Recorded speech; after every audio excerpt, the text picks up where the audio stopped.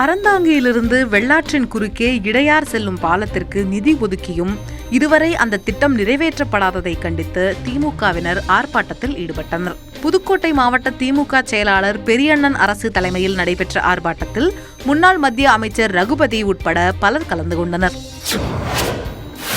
திருச்சி அருகே மின் வாரியத்தில் அதிகாரியாக பணியாற்றி வரும் ஈஸ்வரமூர்த்தி என்பவரது வீட்டின் பின்பக்க கதவை உடைத்து மர்ம நபர்கள் உள்ளே நுழைந்தனர்.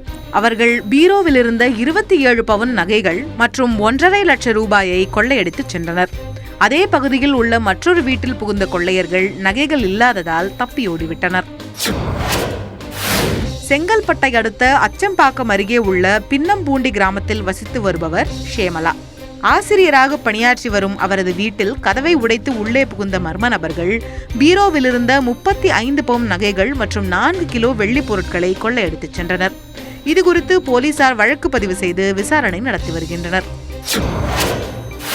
சென்னையை அடுத்த செம்மஞ்சேரியில் உள்ள சுனாமி குடியிருப்பு பகுதியில் குமார் என்பவருக்கு சொந்தமான பழைய இரும்பு கடை உள்ளது.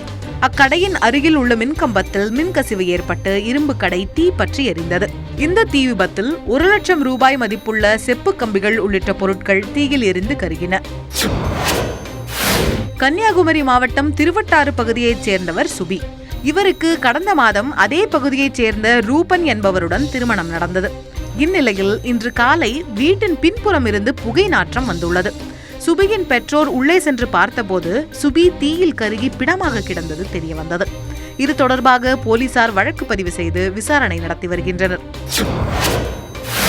சென்னை கிழக்கு கடற்கரை சாலை ஈஞ்சம்பாக்கம் பகுதியைச் சேர்ந்த பிரபாகரனுக்கும் சரண்யாவுக்கும் சில மாதங்களுக்கு முன்னர் திருமணம் நடந்தது.